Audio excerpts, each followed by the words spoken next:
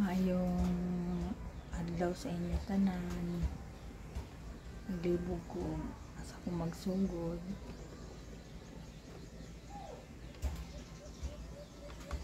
Si Gracia dili man miigon sa ano niya, pero ang akong pagbati sa iya labaw pa sa igsuon.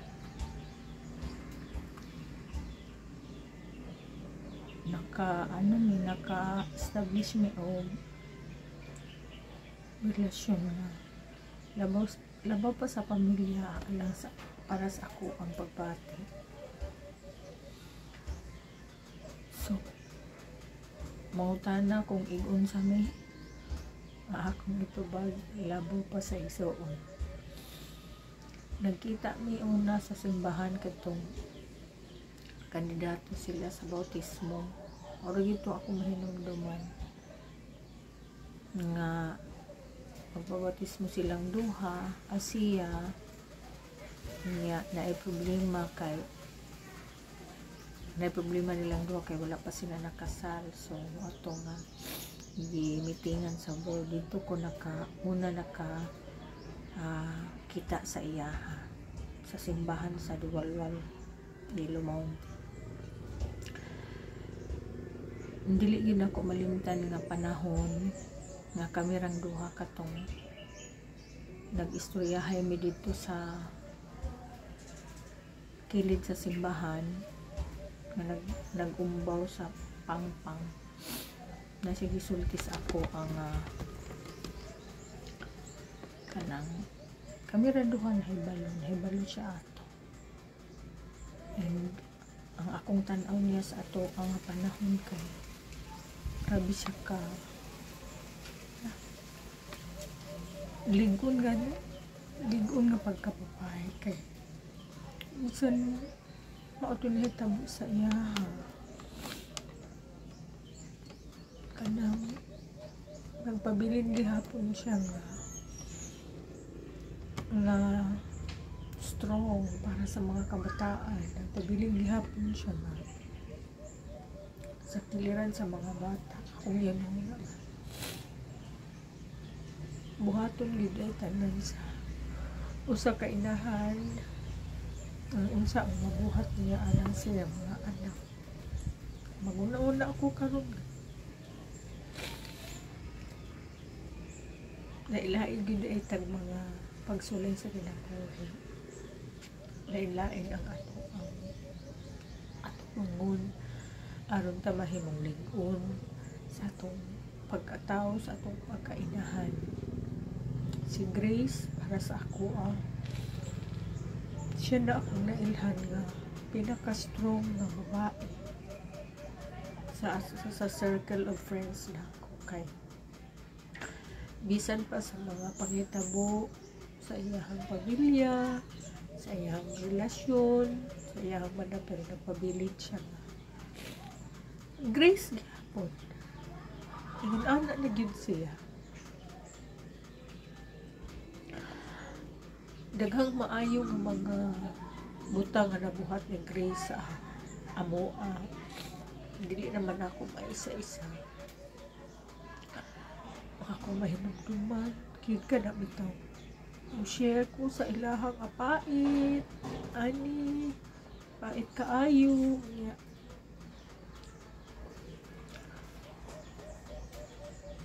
Ang iyang mga comforting words makahatag og kahumpayan sa mga problema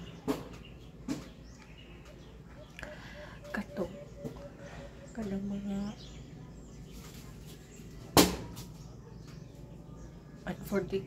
unforgettable moments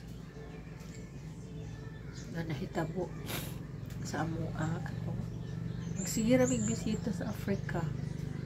Unya magluto dahil sila luto dahil na siya o kanang pinirito nga manok. Unya not knowing o ito pinaka-paborito na ko nga pamaagi sa pagluto sa manok. Maghandom ko ato ang mga katong kasuod na mo sa una nga kanang simple ra kayo ang kinabuhi. Una-una ko nga. Ano, ingon ato na lang unta kanunay. Kauban nila Lia, nila Marlo. Kanang, parang layo mi sa mga nagko ng mga pagsulay. Karon lagyo ay nami. Pero gitreasure na ako to nga mga pagkitabo, mga higayon nga nakauban ako sila. Mao na ang pinakamaayo nga mga nabuhat ni Gracia sa amo ang nagpabilin nga kanang treasured moments kauban nila, kauban sa mga kabataan hanggang may pa.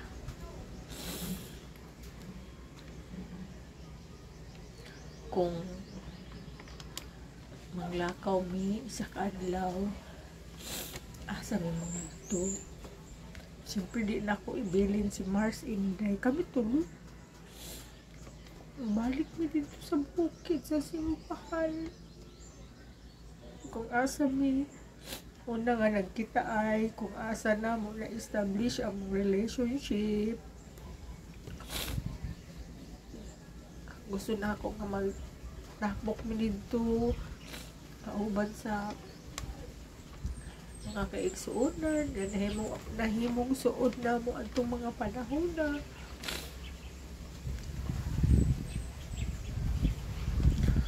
kay para ma-reminisce, mahinumduman na mo kung unsa kanindot ang kanto ng mga panahon na dito pa sa bukid.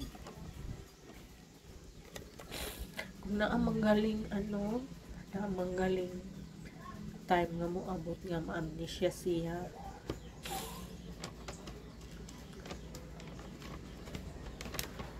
ra jud ko kugi ra jud ko upay numdum niya nga ako man to si Mars nimo uni kanang dito ta nagkita sa Diwalwal, wala tayong gitago sa atoa unsay mga problema nato ato ang gi-share kauban ni Mars Inday. mag kugi gyud ko og hatag og kanang higayon o kanang panahon nga makahinumdum jud siya kung kinsa ko, pero di man na mahitabo, layo pa siguro, layo mga tiguwang na siguro may maayo di na may magkailhanan. Gracia, lipay kay ko para sa imo ha. Nakalingkawas ka sa kalisod, nakalingkawas ka sa katong imong giantos sa una. Kabalo ko nga naagihapon kay gibati nga mga pagbati nga dili maayo para tungod antong mga panahon nga nangagip. Kabalo ko nga ang Ginoo hatag gyud og higayon nga mahil gyud tanan. Ang Ginoo ra gyud nabalo sa imong sitwasyon, sa inyong sitwasyon ni Nuno. Bisan ba ana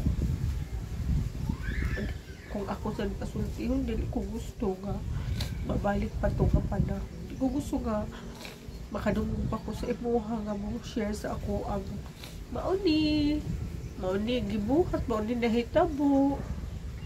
Dili na ko gusto. Birthday ni mo karon, happy birthday. Kabalo ko nga lipay kaayo ka kay si Marigol tundot kayo ang birthday gift para sa imo.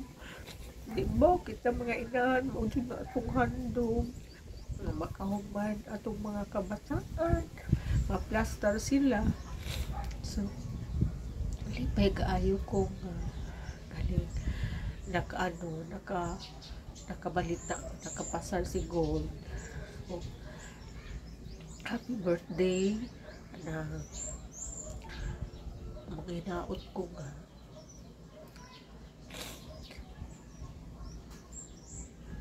malipayon na kakanunay naamang yun ay problema ni kalibutan na kay mao naman yun yung kalibutan na di man nilunlun kalipay din eh. Pero bisan pa gayo sa mga problema nato nga ginagmay or dinagko man maginaot ko nga magpabilin ta sa atong pagpangalagad sa Ginoo kay kita na gyud nato ang panahon nga lisod, kita na atong panahon nga gamay na lang kaayo na bilin. Usahay makaingon ko sa akong kagulingon nga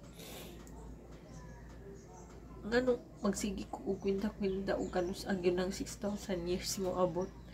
Makaingon ko nga mura magugula na ko'y paglaom pero kay ang ako magugilauman nga mobalik ng Ginoo kasamtang naapat ta nangalagad kay basin abot ang panahon mawala ta sa pangalagad nga pagbalik sa Ginoo uwi na kaayo ta.